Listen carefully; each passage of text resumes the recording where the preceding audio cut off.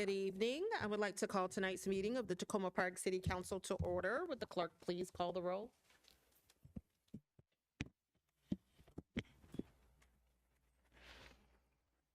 All right, this is going to be challenging because I don't have, I have to go by word numbers, what I usually do. Councilmember Landman, Present.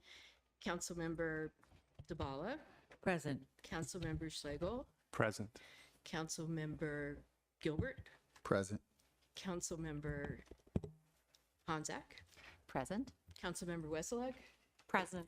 Mayor Searcy. Here. All right. Well, thank you all so much for bearing with us as we had a little bit of a later start to tonight's meeting.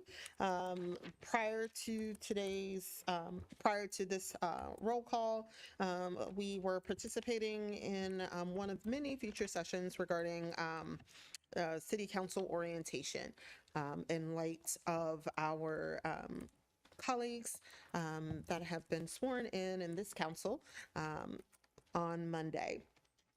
Just a quick rundown for tonight's agenda. The first item is a proclamation of November, recognizing November as the Municipal Government Works Month. We also, this evening, will have two presentations, one on the annual comprehensive financial report and audit, and the second is on the police pension plan actuarial valuation. In terms of upcoming meetings, on Wednesday, November the 27th, the City Council will not meet. On Thursday, November the 28th, it's Thanksgiving. City offices and facilities are closed Thursday through Sunday for the Thanksgiving holiday. On Wednesday, December the 4th, the City Council will have its regular meeting at 7:30, and we will have a couple of work sessions that evening. The first is an introduction to the General Assembly and lobbying. Second is a discussion of legislative priorities. And then the third is the city manager FY26 budget projections. On Wednesday, December the 11th, the City Council will meet at its regular time of 7:30. There will be a presentation on the legislative priority session with the District 20 delegation, voting sessions, resolution adopting council budget priorities, a resolution providing for the City Council's winter holiday recess. And then we will have three work sessions. The first is a library construction project update. Second is sustainability program update, followed by an overview orientation of the CIP and equipment replacement reserve.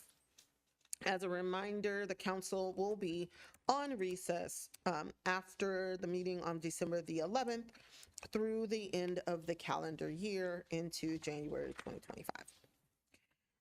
So with that, I am going to read our proclamation for this evening. Proclaiming November as Municipal Government Works Month. Whereas the city of Tacoma Park is one of 157 incorporated cities and towns in Maryland. And whereas municipal government represents the level of government closest to the people, allowing residents to have direct access to their elected officials. And whereas municipalities enhance the quality of life for their residents by providing various services tailored to the particular needs and desires of the community.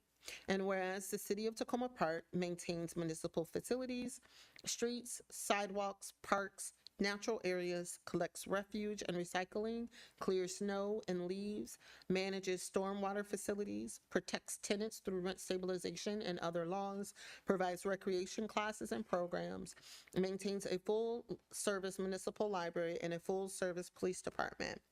And whereas, in an effort to educate residents about municipal government and the importance of active and informed participation by residents, the city of Tacoma Park is proud to promote municipal government awareness.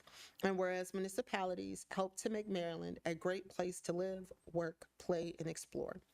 Now, therefore, I, Talisha Searcy, Mayor of the City of Tacoma Park, Maryland, do hereby join the Maryland Municipal League in proclaiming November to be Municipal Government Works Month in the City of Tacoma Park. All right. And I do just want to, again, reiterate our deepest appreciation for our city staff, all of the work that you do to make the City of Tacoma Park function and provide wonderful services to our community. Thank you so much. All right, so with that, we're going to move into public comments. There are no voting items this evening. Do we have any general public comments?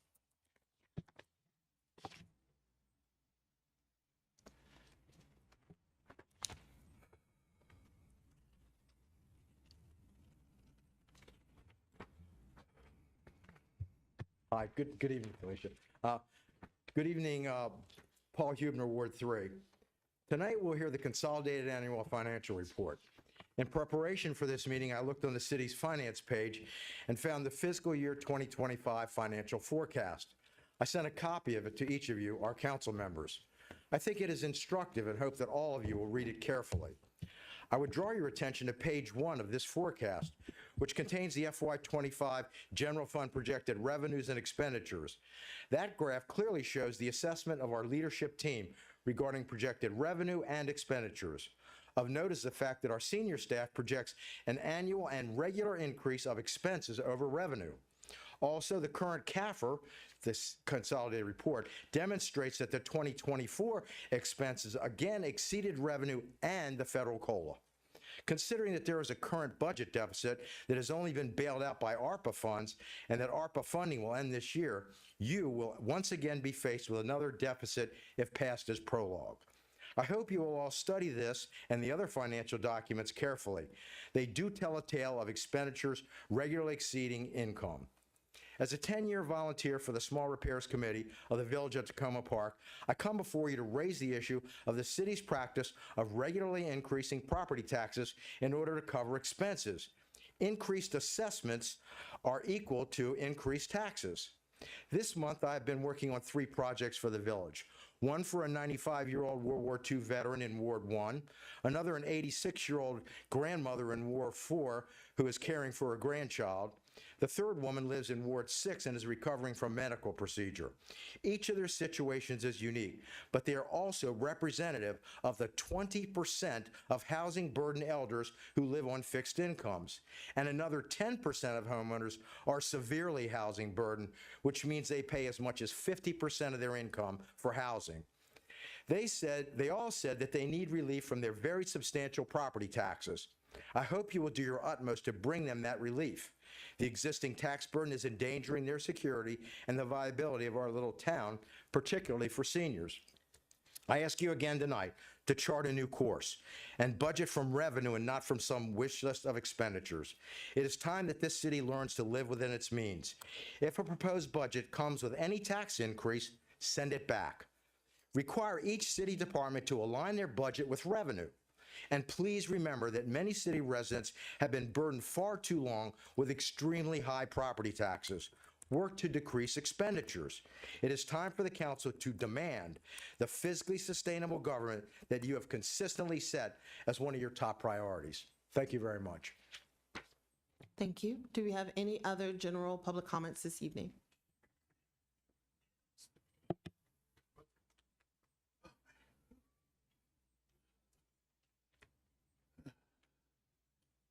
Good evening.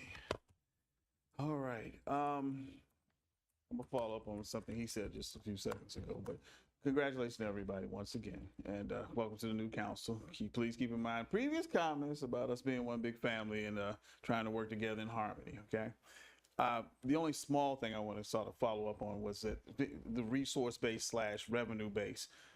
Wherever we have, whatever we have, if I've got $1, I can spend $1. I'm gonna keep it simple. So if you don't have the dollar, we can't spend it. I understand we have projections that we want to make and things we want to do for the future. However, if that's all we got, then let's build from that. Because again, if we keep the Tacoma Park family in mind, the higher taxes are gonna, but how do we do things, right? Well, we work within, like he just said, our means, and then we work outside of that. Because I've talked to some of these folk myself too, and they're having some challenges, so it's not good. I'm still actively working and still doing different things, but just because I am doesn't mean I don't look out for the rest of the Tacoma Park family. So just sort of, we can try to keep that in mind. And so how we balance that out. Doesn't mean we're doing something wrong. It just means we need to correct course in terms of some of the things we're doing. If we're overspending, let's sort of cut it back. And there's only 3 ways to do it. In business, what do? We either increase income or cut expenditures, increase income. One or the other, or do both. So How do we do that? And then we work within our means. So just keep that sort of in mind, because it's just the people in mind. It's not, you're all smart and intelligent, and you're taking time out of your own schedules, but something to keep in mind for the residents, because we need to do that. But I basically came up here I wanted to be here for your first full session. I'm not staying here the whole time, but still, I wanted to say congratulations once again. Thank you for your efforts, and thank you for taking your personal time out of your life to make this stuff happen. That's it. Thank you very much. Do we have any other general public comments this evening?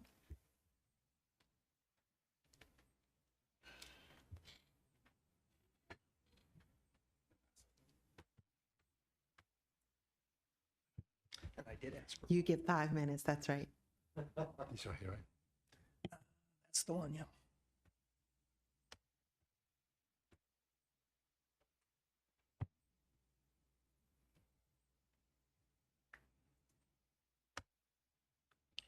All right. Up and down, fantastic.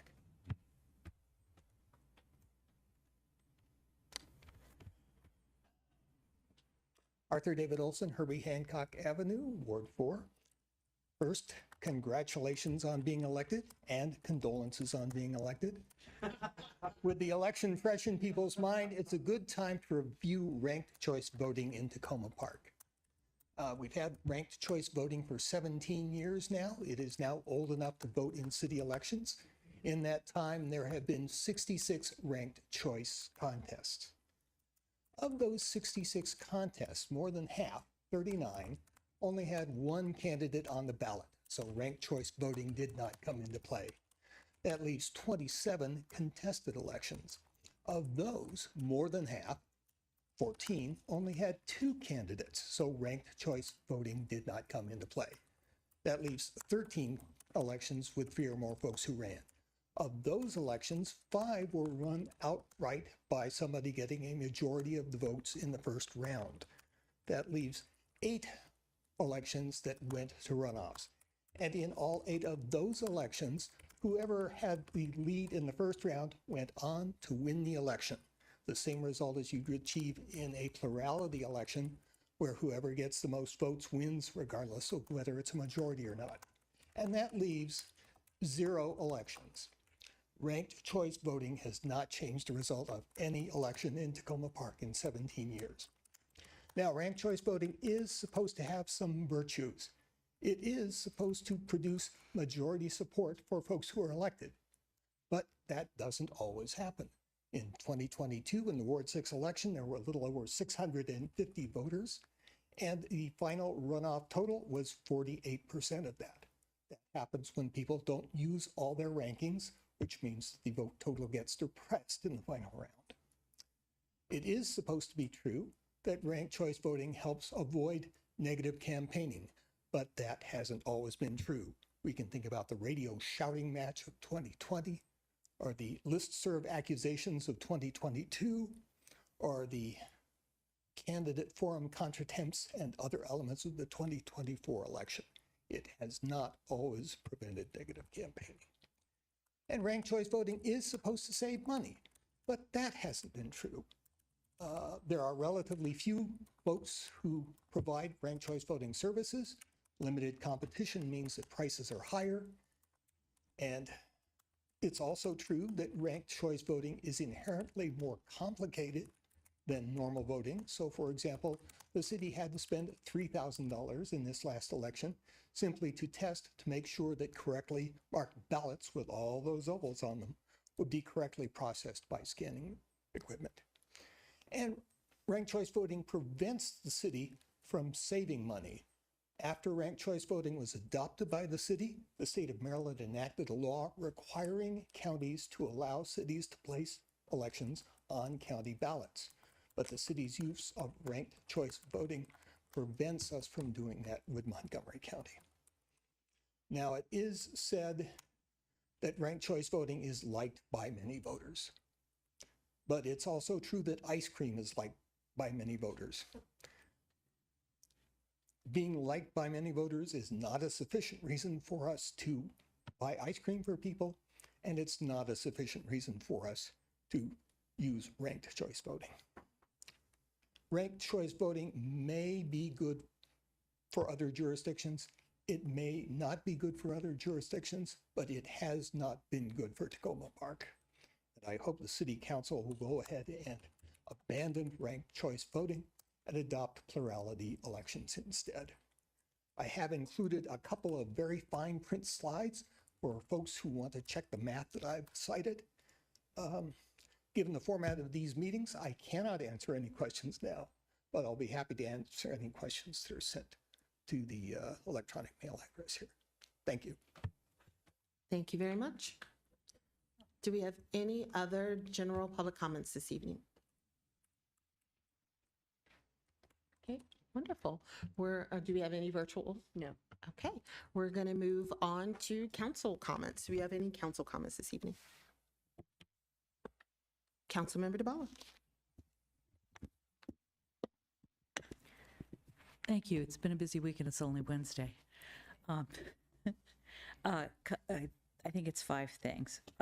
First, I believe to the comment about fiscal forecast, is that the item that's on the agenda in a week to do an update on that? The annual fiscal forecast. The fiscal forecast that I believe Mr. Huebner was referring to was the forecast that was completed by the consultant last year. Okay. Raftellus did the 10-year projection. Yeah, I opened it up. It forecast- looked like the annual one that we do. Oh, I may be So mistaken. let me rephrase. What's on the agenda for next week?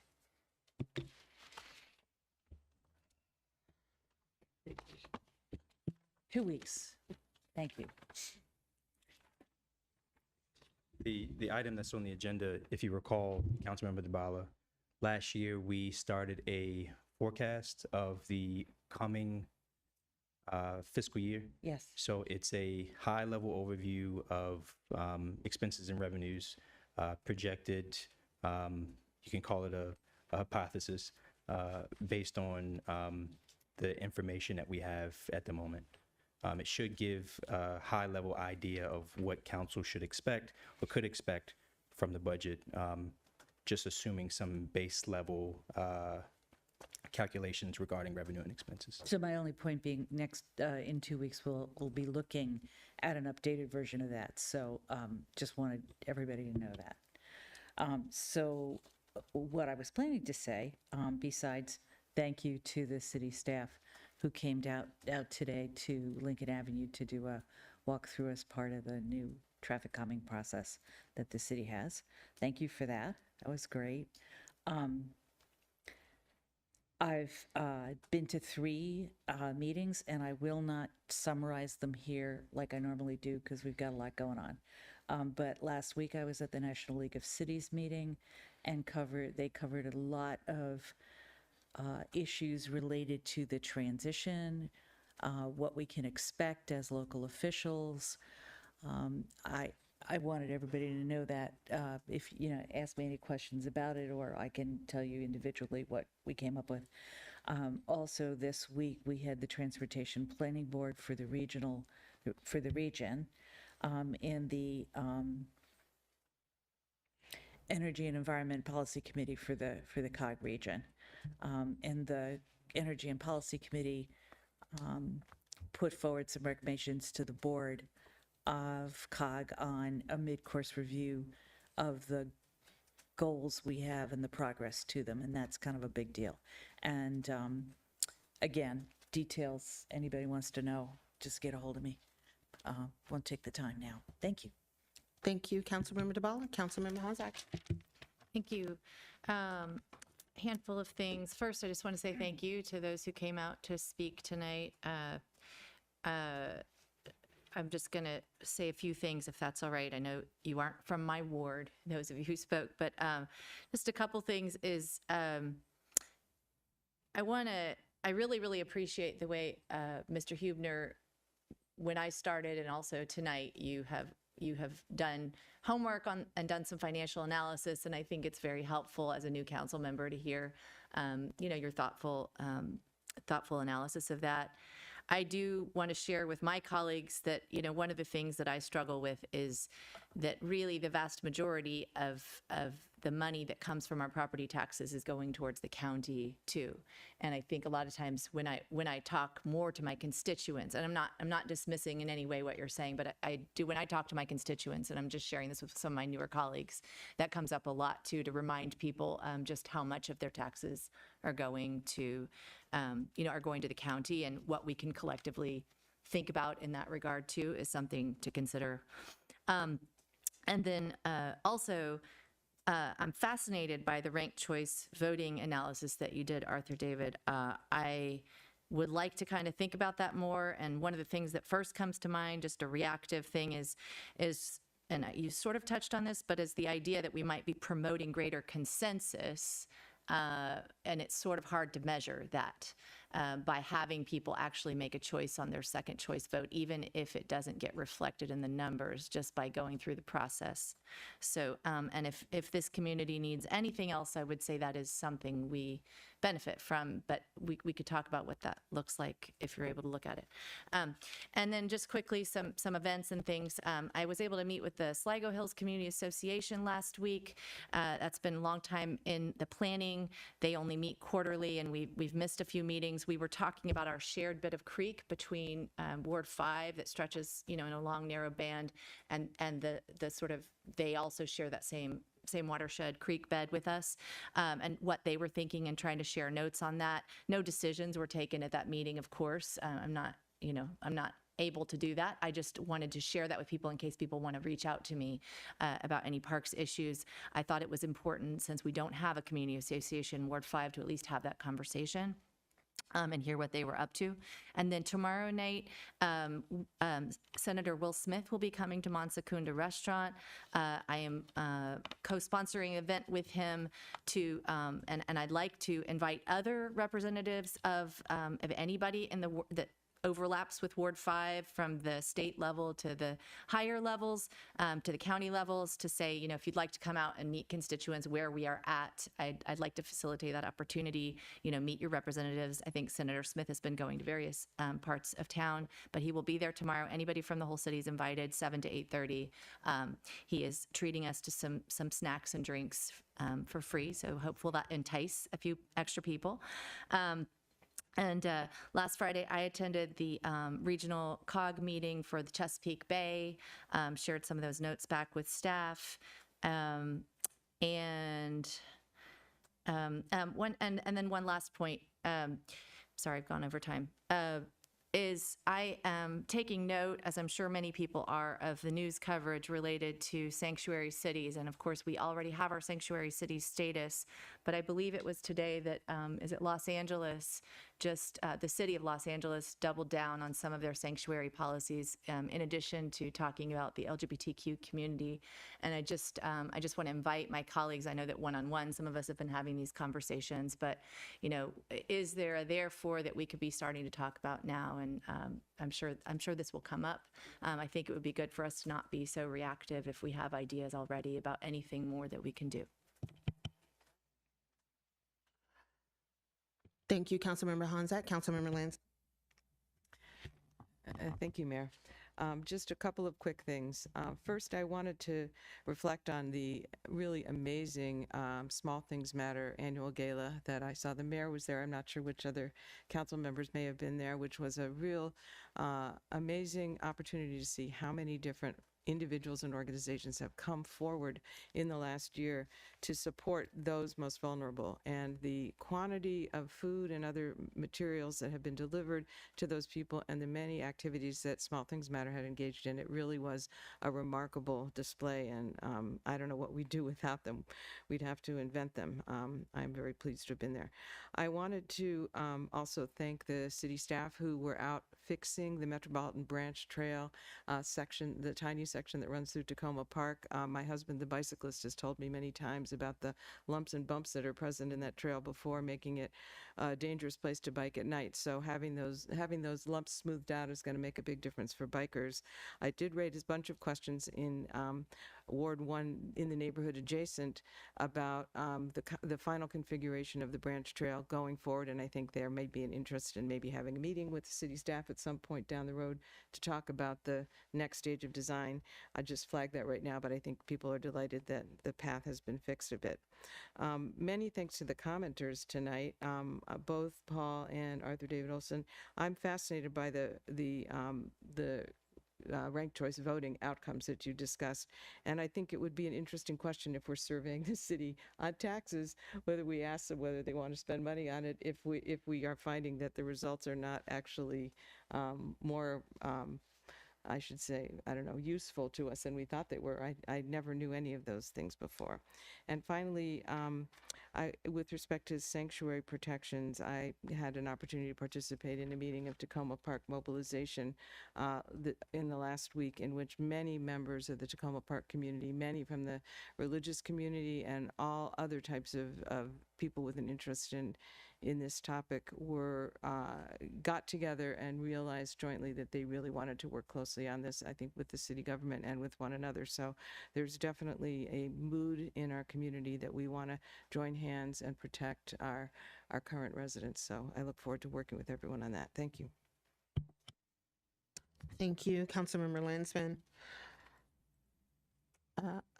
Councilmember Slagle. Yes, thank you. I wanted to respond to Mr. Hubner and just echo that in the door knocking that I was doing during the campaign, I met quite a few residents. The door knocking, for all of us who've done it, it's a kind of an outreach that's very special. And I met quite a few residents who spoke about how strapped they were with respect to paying the taxes. And the point is well taken that maybe 2/3 of those taxes are to the county.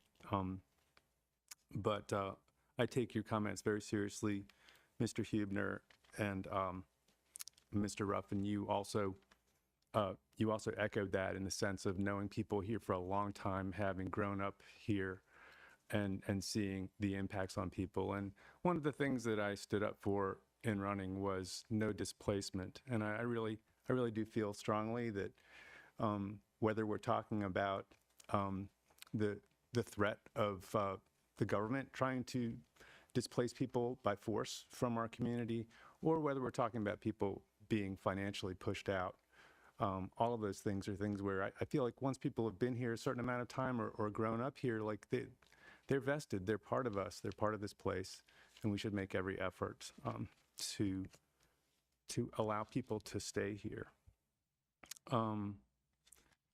Mr. Olson, I account for 2 of those ranked choice elections of the 8. And so I found your comments very interesting, and I'll be happy to talk with you more about my experiences of those.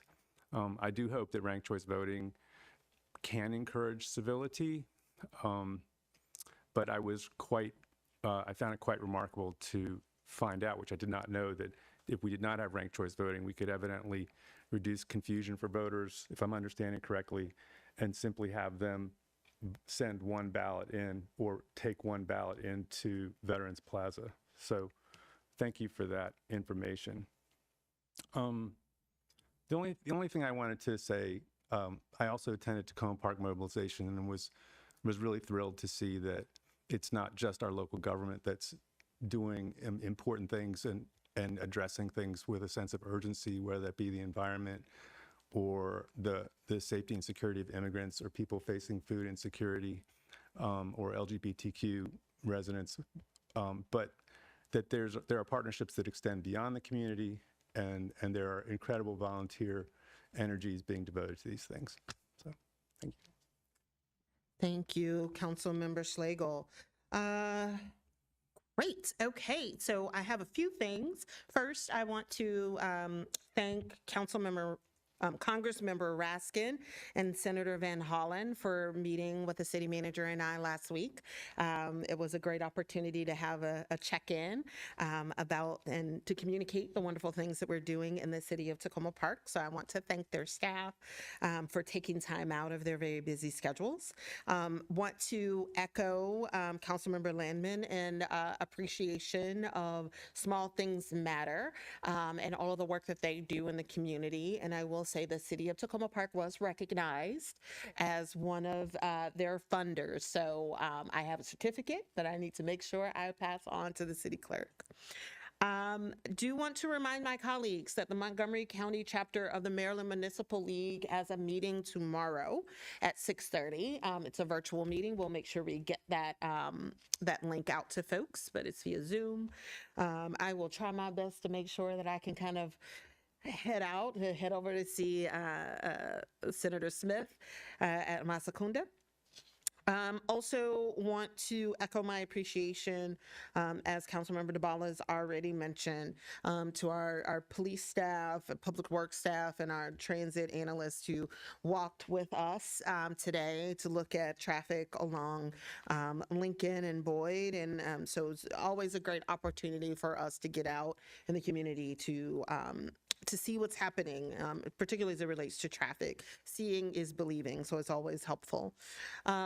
And then one other thing. Stop signs that got run while we were standing there Let me just say, okay, with 2 police officers.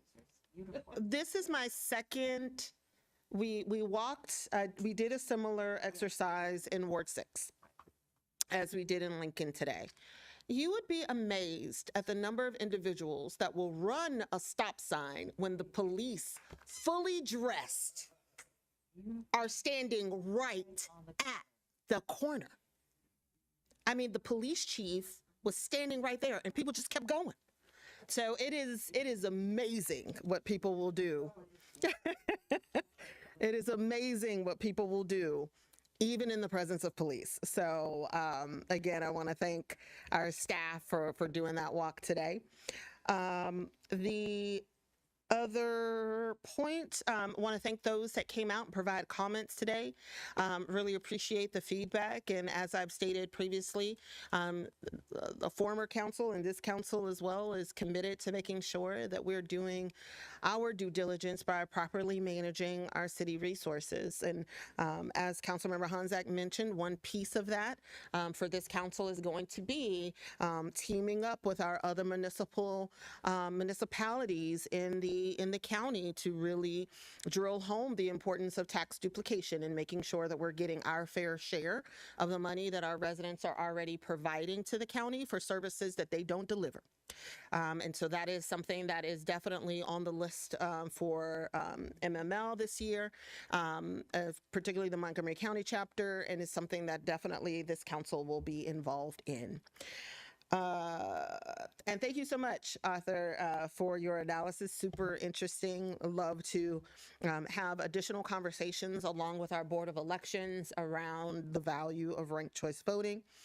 And last but not least, and I know I'm over a little bit, but I do want to announce this wonderful news for those that are not aware. The city of Tacoma Park is this year's sustainability champion. And so we, through Sustainable Maryland, had the highest score. We amassed 730 points on the Sustainable Maryland application, more than any other community in 2024. So I do want to thank our sustainability manager, Dorothy Estrada, for all of her work, our green team for all of their work. It has truly paid off as we are indeed the 2024 sustainability champions. And so with that, I will turn things over to our city manager, Mr. DeSpirito. Thank you, Madam Mayor. And I would echo on behalf of the senior team, our appreciation to the Public Works Department for all their great work in achieving that milestone. From the Police Department, there are many upcoming events with our Police Department. Details can be found on the city website, and links with more information will be included tomorrow in the posted city manager's comments on the city website. Events include blood drive on December 7th from 11:30 a.m. to 4:30 p.m. at the community center. Please note that you must reserve a time online. Toy drive collection from November 7th until December 13th. New unopened toys can be dropped off at the Tacoma Park Police and Fire Departments. Game night with Santa on December 17th from 5 to 7 p.m. Have fun with Santa at the Chuck E. Cheese at 1127 University Boulevard. There'll be pizza, drinks, family fun, and photos with bilingual English and Spanish Santa. Please note that the Chuck E. Cheese games will not be paid for by Tacoma Park Police Department. Winter coat drive from now until Friday, December 27th. Clean, gently used coats, scarves, and gloves can be left in a large box in the lobby of the police department. And finally, there are openings on the Chief's Advisory Board for residents and business owners in the city. The board meets on the third Monday of each month at 7 p.m. at the community center. Please consider applying. Public Works. Saturday, November 16th, the Public Works Department had a public tree planting at the Stuart Armstrong Pollinator Arboretum, following 1 year of dedicated removal of invasive plant species. City staff and about 11 volunteers planted 30 trees and 40 shrubs. All newly planted trees are labeled with permanent Arboretum grade labels, as are significant existing trees. The public is encouraged to explore this site. Local small and mid-sized business owners in Tacoma Park who are seeking information on ways to be more sustainable and take advantage of energy incentives are highly encouraged to join a Green Business Information session on December 3rd from 12 p.m. until 1:30 p.m. via Zoom. Sector partners from Pepco, Blue Whale EV, Solar United Neighbors, and the Montgomery County Green Business Certification Program will explain how you can take advantage of many incentive programs, tax credits, and free technical assistance to help your business make the clean energy transition and reduce your carbon footprint. Registration is free, and the link can be found on the green flyers posted just outside the auditorium at the community center, as well as on the city's website. It will also be included in tomorrow's posted city manager comments. From the library welcomes our new city council members. We look forward to working with you in a term that will see the completion, relocation, and reopening of the library at the community center site. Until then, we would like to invite anyone who does not yet have a library card to come in and register for one, meet our staff, and maybe even find your next good book. And finally, from the city manager's office, this week's staff shout out is from our Housing and Community Development Department. Jean Kerr has worked tirelessly over the past 30 years to review rent reports and ensure that residents pay the correct rent. Last year, Jean secured over $26,000 in refunds to residents who had been overcharged. And she has been working this year to ensure the nearly 1,600 rent-stabilized units to help make sure residents have the stability to remain in their homes. This concludes my report for this evening. Happy to answer any questions. Thank you. Thank you very much, City Manager DeSpirito. Okay, we're going to move into our next item on the agenda. In terms of presentations, the annual comprehensive financial report and audit.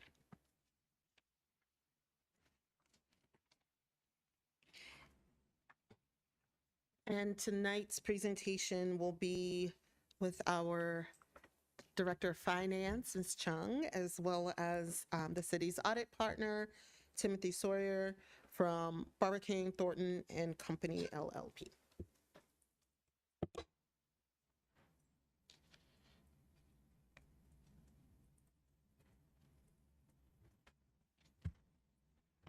Good evening, Mayor, Councilman. I am very pleased to introduce Mr. Timothy Sawyer, the audit partner of Barbara King, Thornton and Company. Tim has worked diligently with me and my staff throughout the city's annual audit process, which spanned from mid-September through mid-November. His expertise and collaborative effort has been invaluable in ensuring a thorough and transparent review of the city's financial performance for the fiscal year of 2024. This year, I'm delighted to share that the city has once again received an unmodified opinion on the annual financial statement, a testament to our commitment to sound financial management and accountability. For those who wish to dive deeper into the details, the comprehensive audit report can be found on page 14 through 17 of the financial report. Without further delay, please join me in giving a warm welcome to Mr. Sawyer as he presents the fiscal year 2024 audit results. Thank you. Thank you, Susan. Good evening, everyone. Congratulations on the newly elected council members. Get to dive in and get you going with some good financial information. So as Susan mentioned, we've worked hard on the audit. My name is Tim Sawyer. I'm with a Wilmington-based firm, Barbicane Thornton Company. We specialize in governmental and not-for-profit audits. My specialty is government audits, and as one of my responsibilities, I manage our Maryland practice of the entities that we audit in the state of Maryland. I'm going to kind of give you a brief overview of the audit. We'll kind of go over the audit timeline, our audit approach, the areas that we emphasize in an audit, of course, the audit results, and then I'll hit some other matters, and then we'll wrap up with some financial results from the year 2024. Pretty much since the start of COVID, we've kind of switched where we used to come on site and do the audit actually here all the time. But we've moved to a hybrid system where we do some auditing on site, but a lot more of it is done remotely using our portal for documentation, and as well as the city does provide us with a couple of secure laptops that we have access to look at, but not modify any information from you. We started the audit. That's started, and we actually came and did preliminary work in July. So July 23rd, we were here to do some work, and then we started really more of the audit work in September, and we kind of substantially completed that right around the end of October. And then, of course, it takes some time to get everything reviewed and finalized, which was done in the middle of November. The last of the audit information that we needed was related to some minutes that came in at the end of October, and then the last meeting we got on November 14th. The draft audit report was issued in November, and it was reviewed and approved by city management. The UFR was also submitted on November 15th. That's your uniform financial report. It's a separate report outside of the audit that does go in to the state of Maryland. And then the audit report itself was also dated November 15th.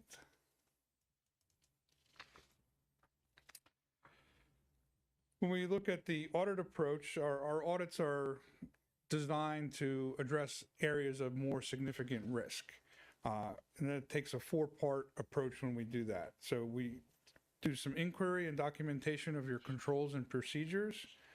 We look at the testing of those to make sure that they're designed and implemented and effectively working. We'll do some analytical review of activities and different account balances, and then we'll test details of key activities as part of the audit. And when we do that, then we come up with the areas that we emphasize within the audit. Number one always being we're looking at for, improper revenue recognition or just revenue recognition. And a lot of that work that we do there is done through third-party confirmation of certain revenues, as well as review of support to other revenues. We'll do some third-party confirmation of your cash account balances and debt to make sure that they're fairly stated. We focus on capital outlay expenditures, especially with the library renovation going on. You have a lot of activity in that area. With any organization, and it doesn't pertain any different to the city, payroll and benefits are also a large expenditure. So we do focus on payroll expenditures as well.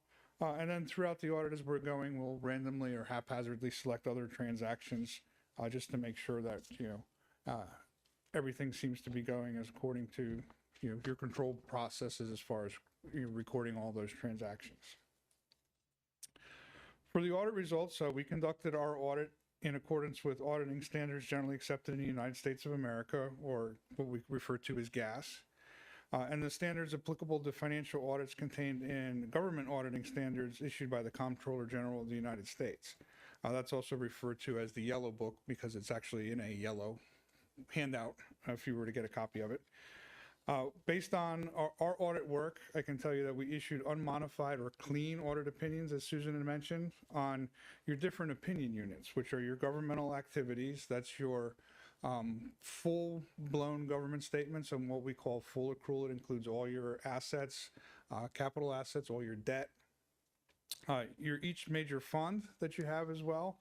And now each fund, they're on what we call modified accrual. So capital expenditures are expenses. Debt service is also an expenditure.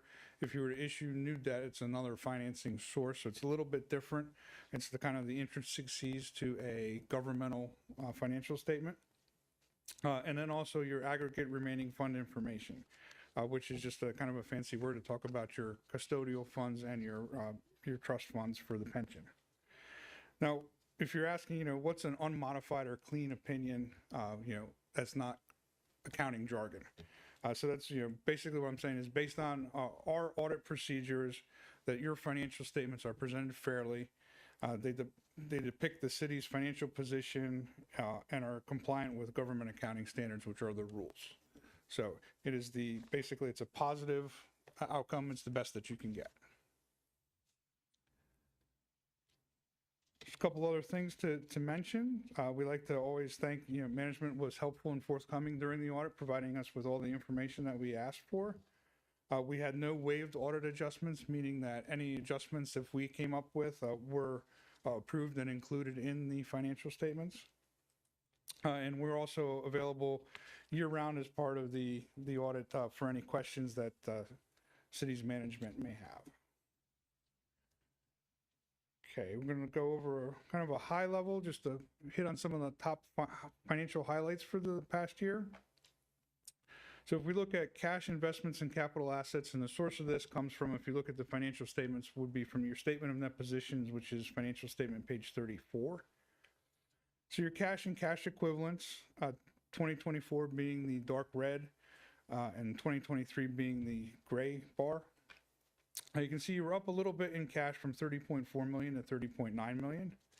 Your investments were about the same at 1.8. And then you had some restricted investments, and they went down a little bit from 6.5 million to 4.2 million. A lot of that, though, is related to money that was spent for the library renovation. And then your capital assets went from 45.7 million up to 48 million. Then again, that increased mainly due to the library renovations. For the capital assets, if you want more detail on all what's included in there, there's note number 9, which is on financial statement pages 59 to 60. Does give you some more information on the capital assets and detail there. So that was on the asset side of the statement of net position. If we look at the liability side, you have some unearned revenue, bonds and notes payable, your net pension liability, and then of course your net pension position. Unearned revenue went down from 12.7 million to about 10.9 million. There's also a footnote that details what those items are. That's note 6, which is on financial statement page 58. The biggest portion of that, though, is $10.4 million in ARPA funding. So with the ARPA funding, you got the grant revenue up front, and then as you use it for the specified purposes, then we recognize it as revenue. So it's kind of just sitting there until you use that money. The bonds and notes payable, they went down from 7.7 to about 7.2 million. That's just based on the annual debt service requirement payments. Note 10 reflects more on the notes and bonds payable. The net pension liability went from 13.9 million up to 15.2. And then your net position went from 51 million up to about $53.7 million, which is when you're looking at government statements, It's actually very healthy. Most government statements, because of the net pension liabilities and then their bond financing, usually tend to end up in a net deficit. So you have a very, very healthy net position at the end of 2024. We look at some of your revenues, and this comes from your statement of activities on page 35. Charges for services stayed about the same for about 2.7 million each year. Your operating grants and contributions went down from 11.6 to 8.5. Taxes from different sources went from about 20 million up to 21.9 million. And other revenue, which in order just kind of to fit it on this chart is everything else, went from 1.6 to 2.7 million dollars. The biggest pieces of your other revenue is there's about approximately $1 million in interest earnings. Obviously, with interest rates being up a lot more, that has increased. The other big pieces of that are about $122,000 out of the tree fund. There was a Walsh School grant for about $142,000, as well as an affordable homeowners improvement grant of $300,000. Those are the big pieces in that other income. So overall, your total revenues were about the same from 2023 to 2024, at about $36 million. On the expense side, if we look at basically the different departments, general government went from 5.3 up to about 6.4. Public safety, 9.2 to 10.6. Public works, 7.6 to 7.8. The housing and community development went from 5.6 down to 4. Recreation and culture, 3.6 to 4.3. And then the interest on the long-term debt that you're paying is went down a little bit from 296,000 to 283. So overall, your total expenditures went from 31.5 in 2023 up to about 33.5 in 2024. We take a quick look at your fund balance. Now, your fund balance is more when you get your monthly financial reports. This is more of kind of what is in tune to what you're seeing there, because this includes, like I mentioned, there's debt service payments or expenses, any of the outlays for like the library renovation or capital outlay expenditures. So this is what you kind of see more on a monthly basis. In the general fund, your fund balance went from 20.6 million up to 20.4. You have a speed camera fund that went from 140 down to 88. The special revenue fund was at 3.7. It's a little bit lower. It's still around 3.7. The ARPA fund was at about $1,000 last year. It's now 270. And then your non-major funds went from 492 down to 363. So overall, your fund balance went from 24.9 million to 24.7 million dollars. And basically what fund balance is it's a fancy way of saying, since the city's inception, it's the excess of your revenues over expenditures from once the city was started. The general fund, just to drill down a little bit in that, and there's more information on this in note 11 on financials, page 63 of the financials. Your non-spendable was 9,700, and it's about 15,700 now. That's basically just some prepaid expenditures, so items that you'd paid ahead of time. Restricted went from 5.3 down to 2 million. The committed fund balance was at 7 million. It's now at 7.6. The unassigned, which means it's available for any use of the city, was 8.2. It's up to 10.8. And then again, overall, the fund balance was at 20.6. It's now at $20.4 million. And that is the quick and overview of the financial statements. If Mayor Council has any questions on the presentation, or if you've had a chance to read through the financial statements, I'd be happy to address them. Great, thank you so much. I do have a question, and the question is whether or not my eyes are going to fail me. And I know that we're going to have another presentation, but the net pension liability, and it looks as if moderately, but that has gone up. And I know that the pension accounts has been something that has just kind of, I guess, confused me a little bit, because I know at one point a few years back, some modifications in terms of how the accounting was handled in terms of the pension kind of impacted our overall amounts, if I'm remembering that correctly. Can you just remind me again of where we are in terms of the net pension and whether or not we should expect for there to be any additional revenue or tweaks over time? Or I know that at one point there was lots of yo-yoing, and now it seems like things are pretty steady. Is that the case in terms of where our net pensions? And I'm sorry if you can go back to that slide. I think it's slide 6. So slide, I don't know. Yeah, forward. The net pension liability. Nope, I went too far. All right, that's it. Yeah. Okay. Okay, all right. I should be looking up there. It's a lot larger. I somehow hit something and it got smaller over here. No worries. Or I should just flip and look at my printouts. Okay. Yeah, so your net pension liability, I mean, it went from 14 million to 15.2. I mean, a lot of that there's a lot of factors that go into that. So, I mean, we take the valuation report and we kind of look at that and calculate the liabilities and what has to go into your financial statements from there. You know, one of the big factors, I don't want to steal much of your thunder, obviously, it depends too on like the market value and what your investments in that plan are and what the projected benefit payments are going to have to be. And the city has 2 plans. You have the police plan and the city plan. So you're looking at both of those as far as, you know, what the projected benefits are compared to what the assets are, and, you know, all kinds of factors in, like, you know, life expectancy, different things, you know, as far as like, you know, what wage increases and all that stuff is going to be. It's very complicated. And again, I think this is a question for Director Chung. Am I misremembering something? Because I feel like maybe like 3-4 years back, there was our former accounting firm, the way in which they calculated, particularly the police pension liability got tweaked in a way that ultimately made our numbers look a lot more dire for a short amount of time. Am I misremembering that completely? Because I do believe that that happened under a prior firm many years back.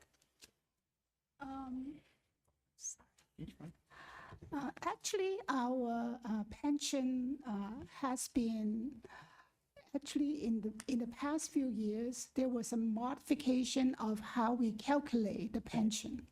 So it become a lot more, the pension, especially the pension plan from the police department. The liability has significantly increased because of the change of how the GASB, the Government Accounting Board Association, has decided to change the pension plan rule.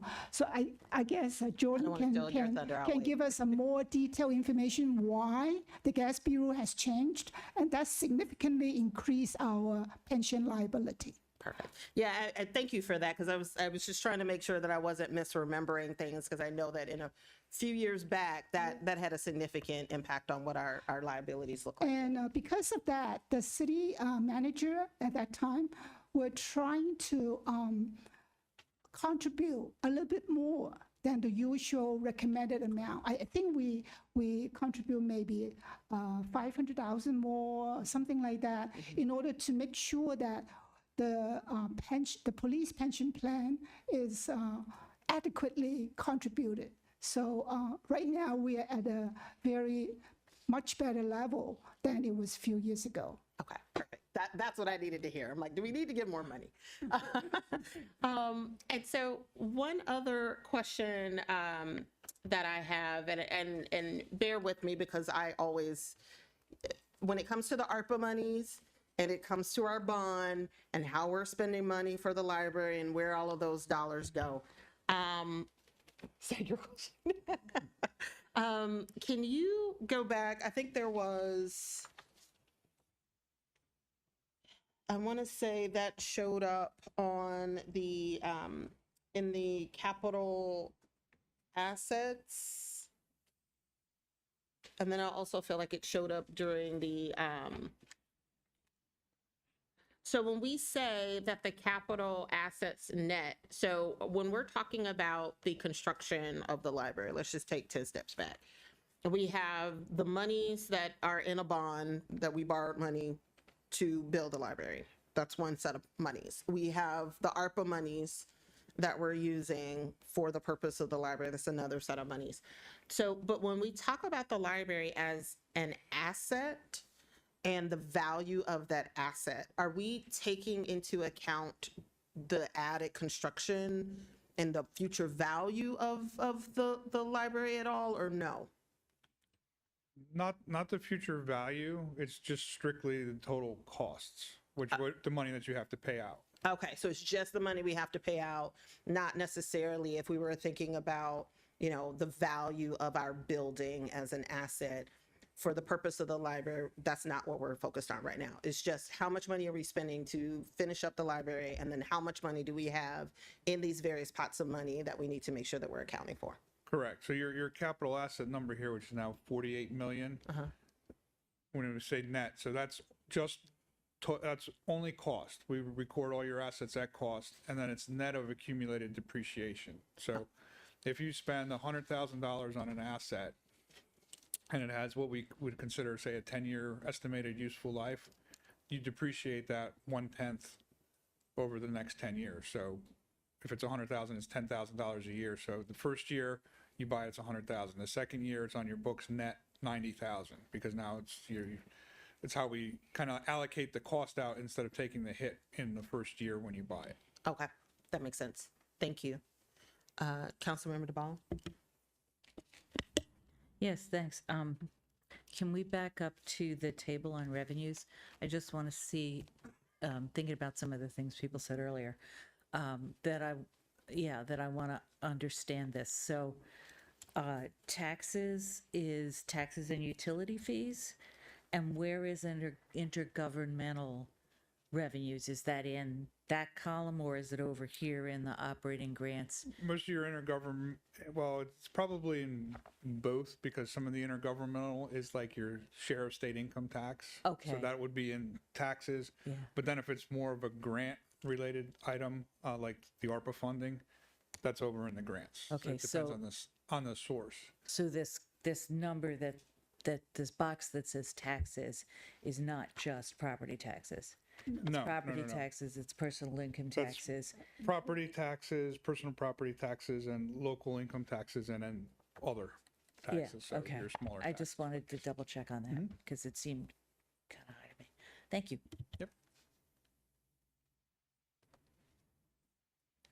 All right. Councilmember Hanzak. I just have a quick question. I might as well ask it here. Why did, and I'm not sure who this question is for, but it might even be for our city manager. Why did HCD expenditures go down by 1.5 million between 23 and 24? Is that related to staff shortages? Or do we know?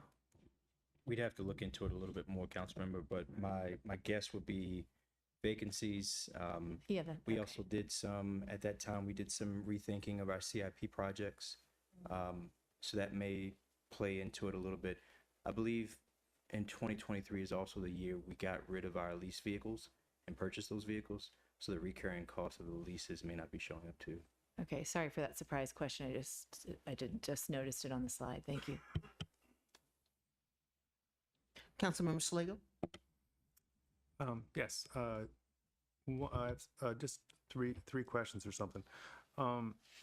Regarding what you just said about the library or any other building, how many years is the estimated depreciation played out for a building? For buildings, generally 40 years. 40 years. Okay, thank you. 40. Okay. And then, was I correct am I accurate? It looked to me like there are less than 300,000 in ARPA funds remaining to be committed. And is that something that has to happen by the end of this year? there was a small amount for ARPA. There's a small amount for fund balance, but when I was talking about the unearned revenue, it's $10.4 million. That's what has to be, I mean, I think some of it has already been assigned or whatever, but you just have to recognize the expenses for that. And just to back up on your first question, financial statement, page 50, it gives you a breakout of what the estimated useful lives are for the different assets in there. So some of your buildings are 20 years, but the bigger ones like the library would be 40. Okay, thank you. If you'll indulge another question,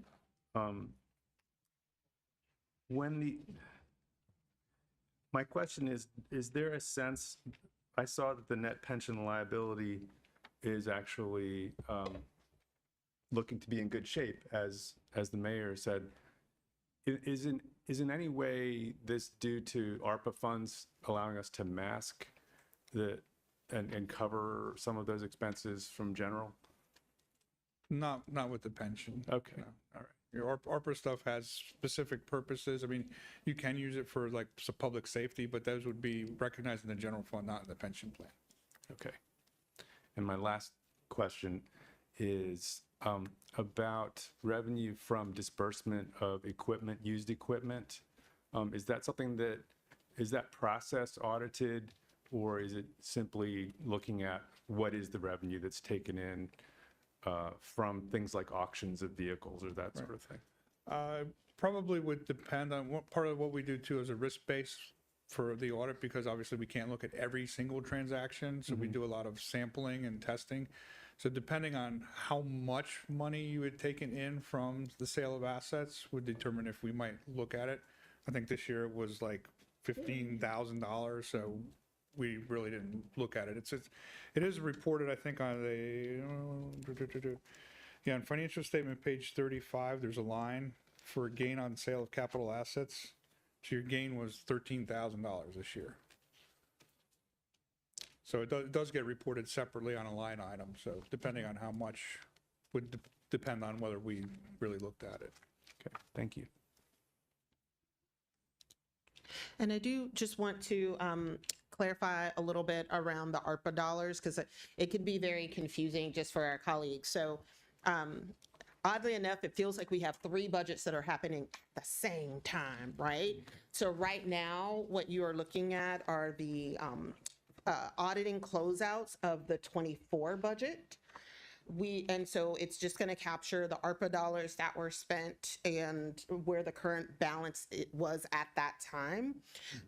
Where we are as a city is the execution of our 25 budget, right? So that's what's actively happening now. It doesn't end until June. And so what has had to happen is the prior council had to make decisions regarding the obligation, which is required by the ARA law, that we had to make decisions regarding the obligation of those dollars, of those remaining ARPA dollars. And so that is something that the prior council worked with city management to approve, right? And so when we start talking about a future budget reports, you'll start to see some of that spelled out. And then we're going to be talking about priorities for the FY26 budget. So which is kind of what was alluded to during the meeting earlier today. So I do just want to make sure that folks kind of understand that we have basically three budgets that we're talking about perhaps in the same day. And it can be confusing. And so just want to make sure that folks are aware of that, because there are some things that wouldn't show up here because it's from 24 that will be discussed when we're talking about the 25 or some of the resources that you all have been provided in your books, or will be in the future discussed as part of the 26 budget. Councilmember Landman. Just a really quick question. Did I see in this document that in April of 2025, we are going to finish paying off the bond for the community center that was in 2015 when it was first issued? Yes, that is called a community center bond that we're going to pay it off next year. And we have three outstanding bonds, and this is one of those. And the remaining two, one of them is the library bond, and the other one is the transportation bond. The library bond is a 30-year bond, and the transportation, I believe, is a 15-year bond.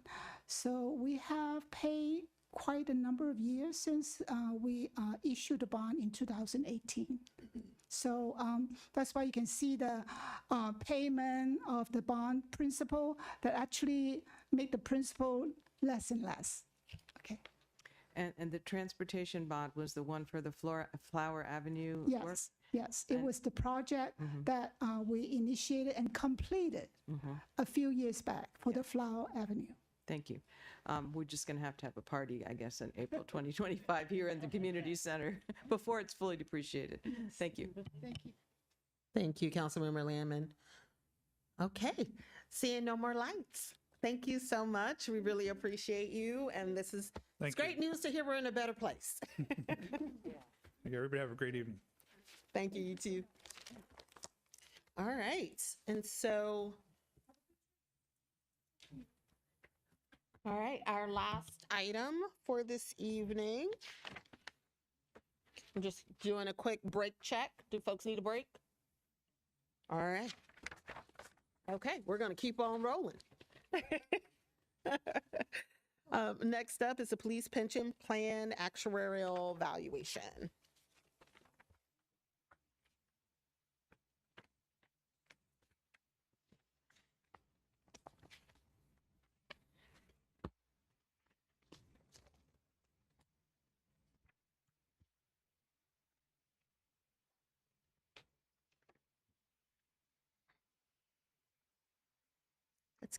Let's get you set up. Give me one sec. There you go. Try it again. Can you hear me now? We can. Thank you, everybody, for having me. My name is Jordan McLean. I'm one of the signing actuaries for the City of Tacoma Park Police Employees Retirement Plan. Some of you may be familiar with my colleague, Tom Vicente. He's the other signing actuary for the report. I think the past couple of Novembers, he's been the presenter at the city council meetings. He was unavailable tonight, so I am the ersatz presenter for tonight. The presentation today will follow kind of in lockstep the presentations that we've given the past couple years, just with the updated evaluation results. I'm cognizant of the fact that we've got several new council members, and there's a lot of material in here. So honestly, feel free to stop me along the way if you have any questions as we go through this. I figured in terms of agenda, we'd start with a little bit of a background, some of the plan features, some of the history of the plan, how we got to where we are today. Next, we go into the main topic is the 2024 valuation results, which sets the city's contribution for the fiscal 26 contribution. After that, we hit the GASB results. That was what we talked about in the financial statements. The numbers from our GASB exhibits go into the financial statements for 24 for the city and for the plan. If we have some time left over, we can hit some of the emerging topics.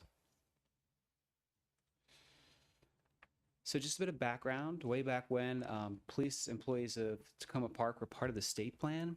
They were part of the employees retirement system, so a non-uniform system, the state plan. Back in 2001, the city decided that they wanted to provide the police employees a better benefit. Earlier retirement ages, better accruals, higher employee contributions. Can you hear me okay? I can even move closer. Is that better? In 2001, the city decided that they kind of wanted to pull out the city employees from the state plan and give them their own plan with the city. They decided not to join the state plan's LEOPS, which is the law enforcement officers pension system, but the plan that the city now has is very similar to that LEOPS plan. It's a little bit of history, transitioning a little bit.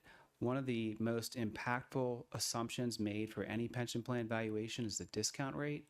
The discount rate is generally set equal to the investment rate of return assumption, and as capital market assumptions for plan assets have come down over the past couple decades, really, so have pension plan valuation discount rates. So prior to 2013, the pension plan was being valued at a discount rate of 8%. 2013, we lowered that to 7.5%, and in 2017, we lowered it another 25 basis points to 7.25. And the discount rate is exactly what it sounds like. We're taking expected future benefit payments that are made from the pension plan and putting them into today's dollars. There's an inverse relationship between the discount rate and the liability, so lower discount rates mean higher liabilities. For the provisions of the plan, Police employees can retire after 25 years of service with a 50% of final average pay benefit. So their accrual is 2% per year of service.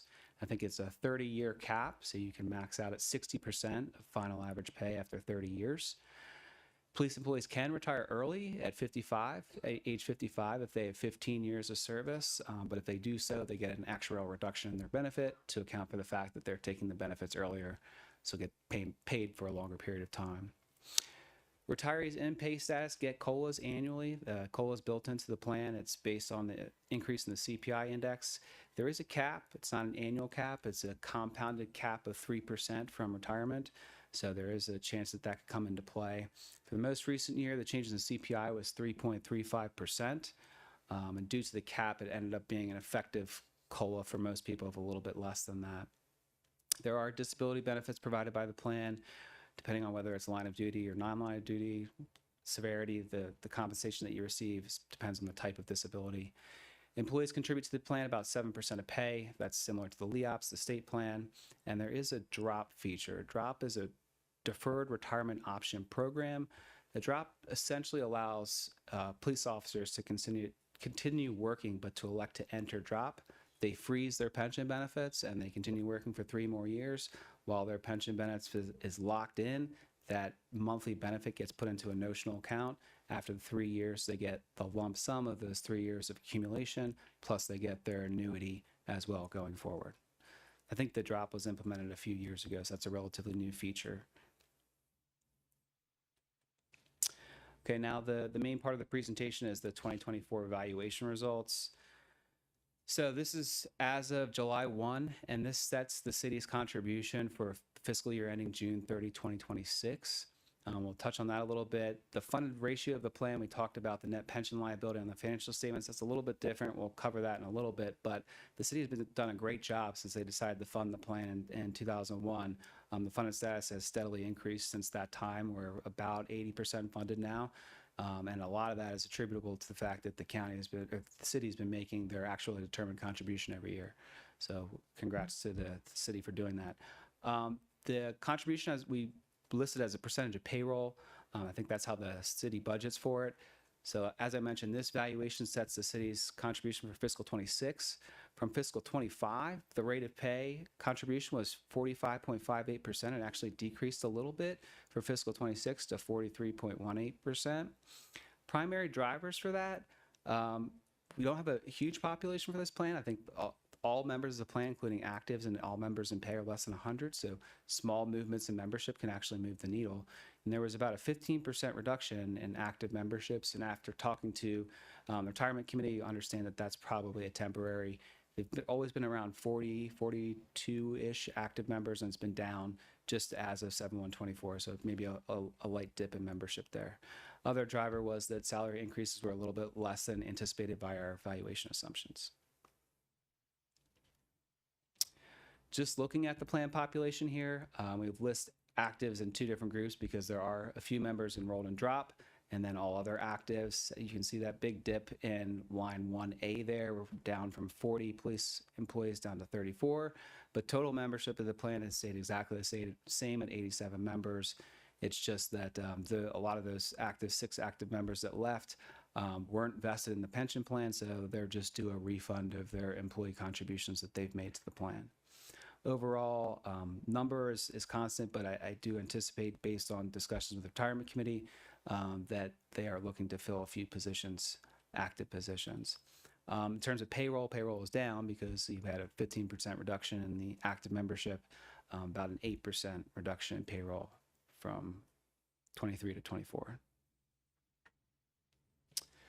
Next slide here, a lot of numbers. I'll just focus your attention to line 4. That's your total actuarial accrued liability for the plan.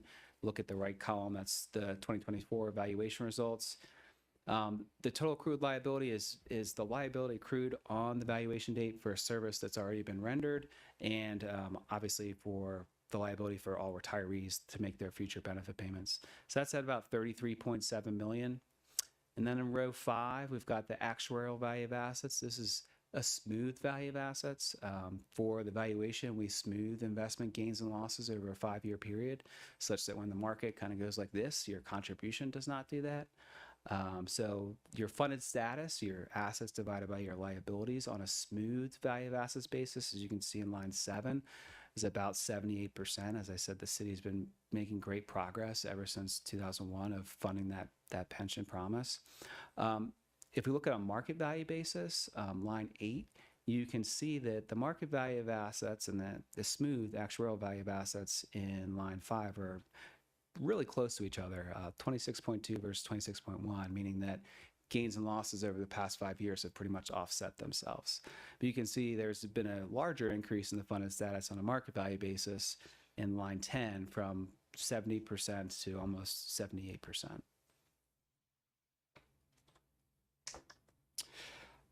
The experience analysis is probably an actuary's favorite slide. We look at what happened over the last year versus what we anticipated to happen. One caveat here is all the assumptions that we use in the valuation are long-term assumptions. So we know we're never going to be exactly correct every year. We're going to have gains and losses, but over the long term, they should relatively offset each other, assuming we have good assumptions. The first one here, I mentioned that we have a discount rate of 7.25%. That's also our rate of return assumption on assets. From a market value of assets basis, just dollars in the fund versus dollars in the fund at the end, there's a great return for fiscal 24 of about 12%, beating that 7.25% assumption. But on the smooth value of assets basis, the return was only about 6.5%, and that's because we're still recognizing some losses from previous years. Cost of living adjustment I mentioned earlier, we have a 3% assumption every year that will be the change in the CPI. Change was slightly more last year, 3.35%, but because of the cap that's in place, it translated to about a dollar weighted COLA of 3.21%. I had mentioned the drop in active membership. There are also payroll changes. We look at pay for returning members. We have an assumption about how much their pay is going to increase each year. And on average, that was about 5%. We saw about 4.8%. So that was a liability gain from our perspective. And then total payroll, we expect to increase slightly every year, 2 to 3%, assuming active membership is pretty steady. But we saw an 8% reduction because there was the decline in active membership. Just to highlight the fiscal 26 contribution again, we had a reduction in the contribution from fiscal 25 to fiscal 26, about 2.4% of pay reduction. Fiscal 26 number is 43.18%. Again, primarily the result of the active membership being down. I don't know that the percentage of pay would go up that much to have more active members. It's just that your payroll would be higher. So as a dollar amount, the contribution would be higher as well. The GASB results, next section here, this is what goes in the financial statements. Again, this is just your one plan, the police plan. GASB was first implemented for pension plans back in fiscal 15. It defines the pension expense goes on your income statement as well as your balance sheet liability, the net pension liability for the plans. I show both here on this side, the net pension liability for this plan. You can see we've got liability of 33 million, assets of 26 million, and a net pension liability of about 7.2 million. The liability listed here for GASB is a little bit different than what we use for funding purposes. Because these results are due right after the close of the fiscal year, we actually take our valuation results from the prior year and roll it forward 1 year. So you'll notice that the liability here is different than the liability for the pension plan, but that plan fiduciary net position is exactly equal to the market value of assets that we use for the funding valuation, 26.1 million. But as I said, the city's been making great strides in funding this plan, particularly in regards to making the actual determined contribution funded status up to about 78% there. At the bottom, I list the expense that's your income on your income statements for the pension plan. For fiscal 24, the expense was only about $700,000, and that's because we were recognizing some gains on the liability side that have fallen off for 2024. So you'll see that the expense for 2024, almost the total value of that difference is due to that one piece that's no longer being recognized as a credit. So the fiscal 24 expense number is about $1.3 million for this pension fund. Some emerging topics here, some things that we keep hearing about. We're working on a lot of plans in Maryland. Retention, I think, is not just an issue in Maryland, it's an issue nationally. We see this in the uniform space, but we also see it teachers, a lot of public sector employees. So we're hearing about retention issues. Inflation's been obviously high over the past couple of years. This plan gives a COLA. It is slightly capped, but of course, when we have COLA that are larger than we assume in the actual evaluation, we have losses. But to the extent the COLA is less than our assumption, then we have gains. One of the things from our perspective in the actuarial profession, they've updated some of what we call our actuarial standards of practice. And there's been a big focus on a disclosure of risk to the pension plan. And if you look at our valuation report, we've got 8 full pages of different risk metrics to look at. So I direct you to that section of the report. Nothing that I would point out as anything as a big risk to the plan. Generally for pension plans, the biggest risk is the investment return. We're assuming 7.25% per year, but we know the market goes up and down all the time. That's why we use that smooth value of assets. This last item here, actuaries affectionately call it the LD-ROM. It stands for the Low Default Risk Obligation Measure. This was part of that update to our actuarial standards of practice. It's a complicated thing to describe, but essentially, as I mentioned earlier, we value pension liabilities at the expected rate of return. But the LD-ROM says, what happens if you were to theoretically invest in a bond portfolio that matched the payments of your pension plan? How much would that cost you to invest in that? What would be the return on that bond portfolio?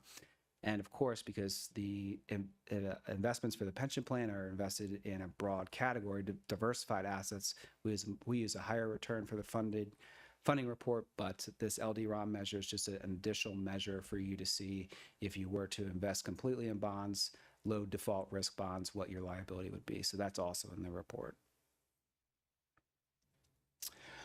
I mentioned before that there's been I don't know if I call it precipitous, but a trend certainly over the past 2 decades of discount rates coming down for pension funds because capital market assumptions have come down over time. So if you look, this is another one that's kind of hard to look at first. It's a little bit confusing, but if you look all the way to the left, that's 2001.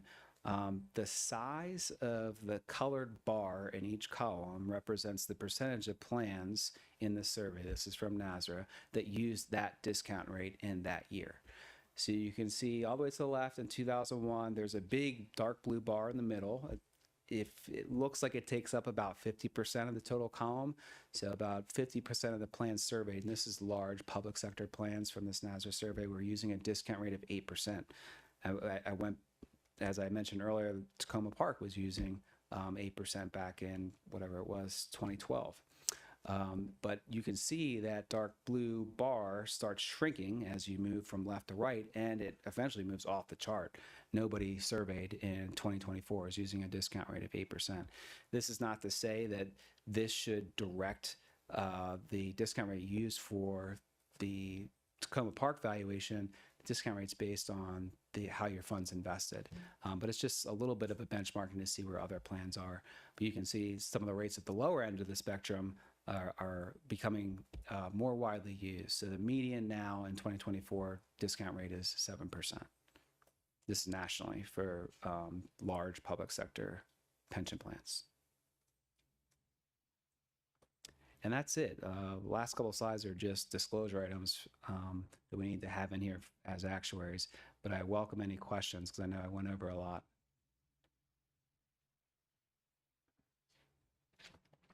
Great, thank you very much. One of the things that, and I'm sorry, I just have a lot of books and I'm just trying to make sure. Any book. It's just a lot of books. So one of the things that I was, and I can't remember, and please forgive me, it's been a long day. In terms of the years of service and the age of our force and the impacts that those things may have on our contributions to the pension and being able to make sure that we have a large enough younger crew to kind of make the contributions necessary for those that are retirement eligible to be able to recoup. And I know that we are in a place where maybe there's a fewer officers just due to the nature of just public safety generally and hiring there.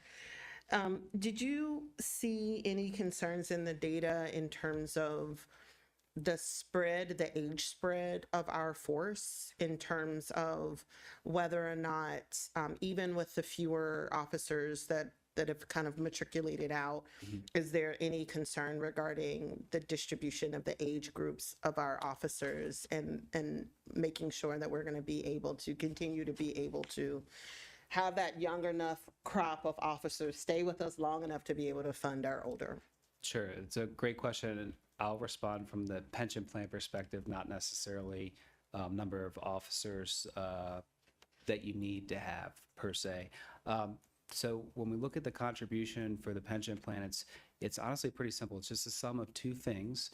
The first is what we call a normal cost, and that's just the cost of an additional year of accruals for active members. The second piece is we recognize that we're not 100% funded. Like I said, we're about 80%. So we need to pay down that unfunded liability over a certain number of years. So your funding mechanism is designed to fund the plan to 100%, regardless of how many active members you have. So basically, we develop a dollar figure in the contribution and divide that by the payroll for active members to come up with a percentage of payroll number for your contribution. But in terms of, there's no concern if the city budgets based on percentage of payroll, and if active membership goes down, there's still we've got to make up that difference of 20% or 80% funded. But the goal of any funding method is that the money is there when someone retires. So we fund that normal cost for active members such that when they go to retire, the money should be there. And it doesn't matter if folks were to retire en masse, right? We would still have those funds available. That's correct. So when we make a bunch of assumptions in these valuations for the active membership, when they will retire, if they'll make it to retirement, and to the extent that they do something that is contrary to our assumptions, it will result in a gain or loss for the plan. So if someone leaves before they're vested, that's going to be a gain to the plan, because while we're assuming that a certain percentage of that person would leave, not that the whole person left, I talk in percentages, but that's the concept there. Awesome. Thank you so much. Yep. Councilmember DeBala? Yeah, that was interesting. Thanks. I have a couple of questions about things toward the end here. So in the change in distribution, it looks like what is now most common, thank you, what is now most common is the 7%, but I don't hear you, I'm just checking, I don't hear you suggesting that we consider changing our discount rate at this point. No, and it's something that we as actuaries, we look to your investment advisor to see where they think capital market assumptions are. And ironically, members of Bolton are the investment advisor. But as actuaries, we kind of take input from a lot of investment advisors and put it into our model to see whether it falls within a reasonable range. As I said, this is kind of, I don't want to call it benchmarking, because generally the discount rate is based on the expected return for your fund. So if you've got more money in equities and you've got a higher expected return, it may warrant a higher discount rate. So I think it's more so telling that discount rates in general have just come down over the past 20 years, and as has the city's discount rate. But yeah, at 7.25, I mean, you're right there in maybe the top 25% based on the 2024 column. But again, it's not an apples to apples comparison. Okay, second question. You say that you have observed with a lot of communities retention challenges and inflation challenges. Any suggestions on how they are dealing with these challenges? You know what, I should have brought, we have a scorecard, we call it, just ideas that we've presented to different cities of how you can use the pension plan to maybe help with retention. One of the things that you already do is you've got a COLA. Some pension plans don't even have an automatic COLA, and that's a big challenge for retirees. So we look at things like 13th checks, different provisions, even if changing the plan could help retention in some way. But if you're interested, I can certainly pass along the scorecard to council members after the meeting. Yeah, I think that would be helpful. Thank you. And third question, can we expect next year when we get ideally back up to full force that our contribution will go back up?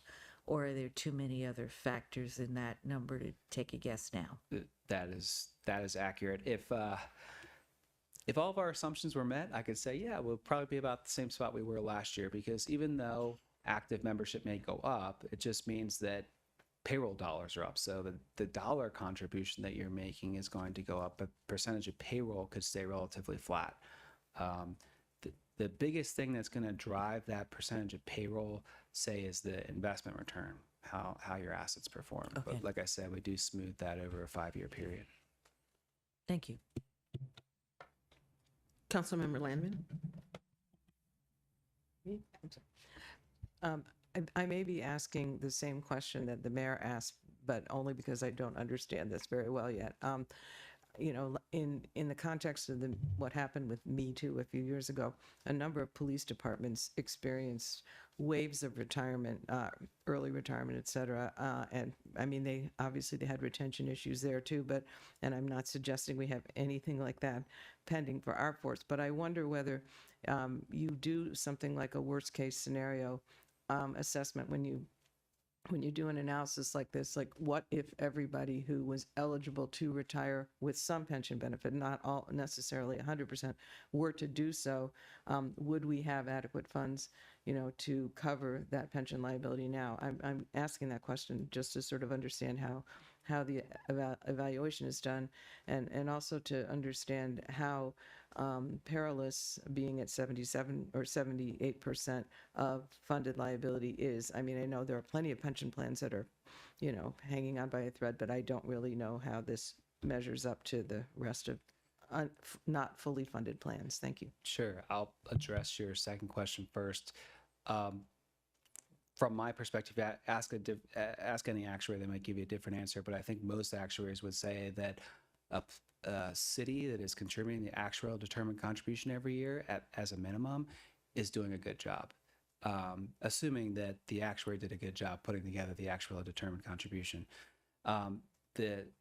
The city has made great progress. The plan started in 2001, and if the valuation report, actually, I think you have a copy there, I can point you to. We've got a history of the funded status over time from 2008. It's page 35 of the report. And you can see it went from 33.6% funded, we're all the way up to about 80%.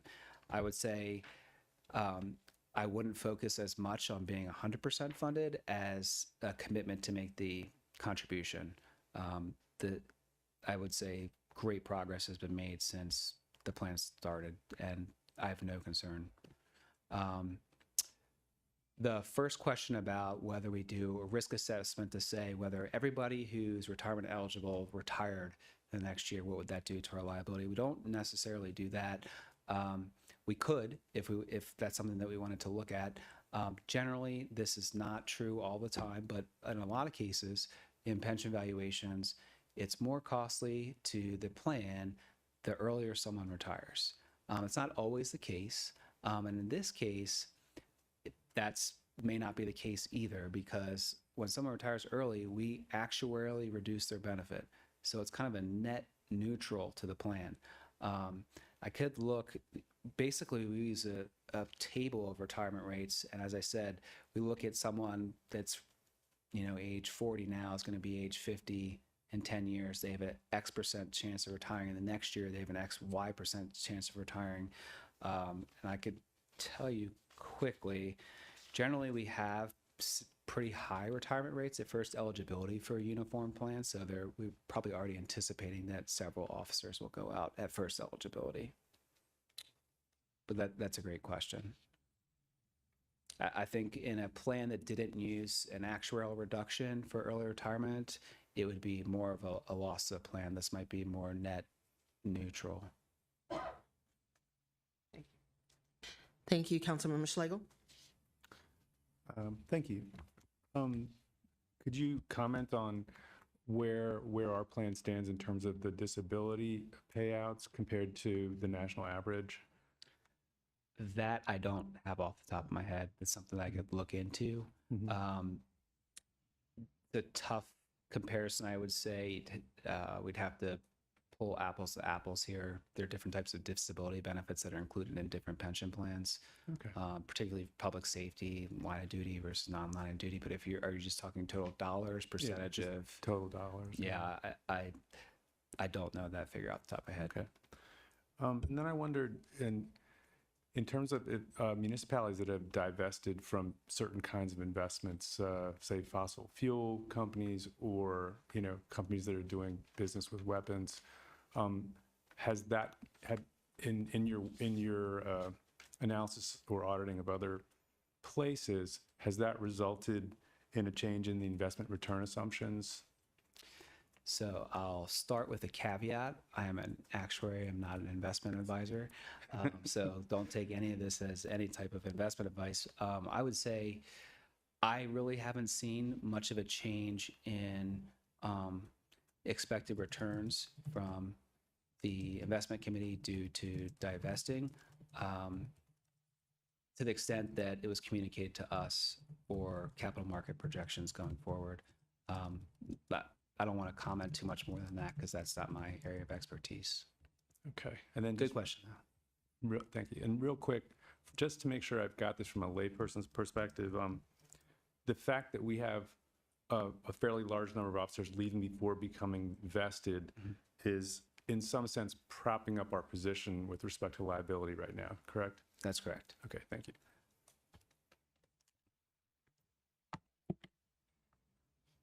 Councilmember Hanzak. This may not be a question for you, and unfortunately, we don't have Councilmember Siemens here. Long time. We have you, but you haven't been here for 20-something years because my question goes back that far. I'm just going to throw this out there, and if anybody has speculation on it, I'd be interested.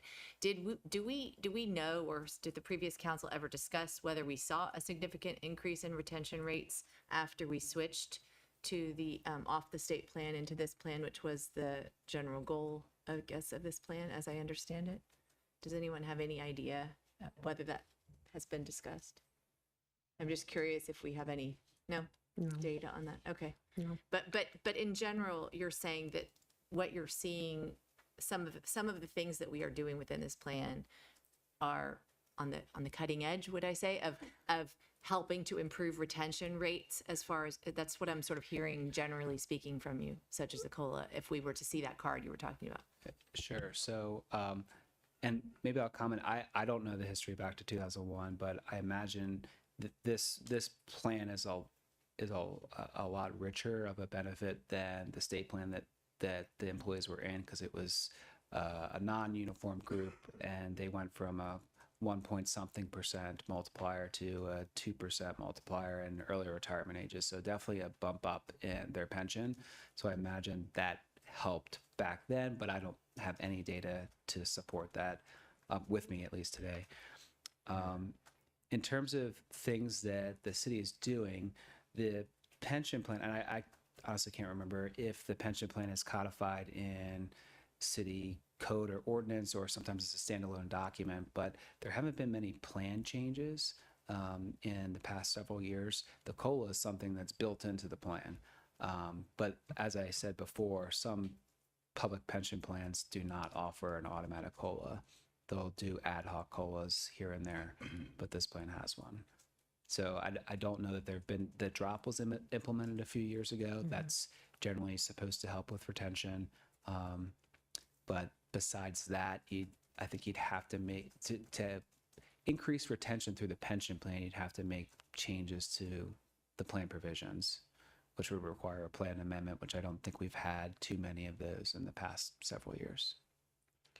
Yeah, I think, and it's also complicated because there were a number of other things that were done in an effort to maintain retention. So the drop, the work that was done under the compensation study that was done to try to, align or better align our more senior officers' pay to salaries of those in equivalent positions elsewhere. So there were a lot of efforts underway in addition to the modifications that were made to the establishment of this plan versus the state plan that were done to try to ensure that we were able to retain our officers. And I will say we were very successful, and until recently where we've lost a couple of officers, but not many, compared to other jurisdictions that are shelling out over $10,000 sign-in bonuses to get their officers through the door. Yeah. I will say you are not alone. We're seeing this nationally for uniform members and for teachers. Councilmember Gilbert? Yeah, I just want to touch on that. Just based on my experience, I was a police officer in 2001, relatively young officer, and I remember the impact that us going from the state retirement system to the city system, it had a profound effect on retention and recruitment as well. So it did have a good impact on that. Thank you, Councilmember Gilbert. Mayor? Councilmember Honzak? Point of order, yes. Thank you, but you recognize me anyway. I stand completely corrected. I had forgotten for a brief moment.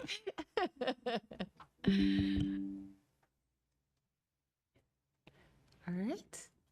Excellent. Not seeing any more lights.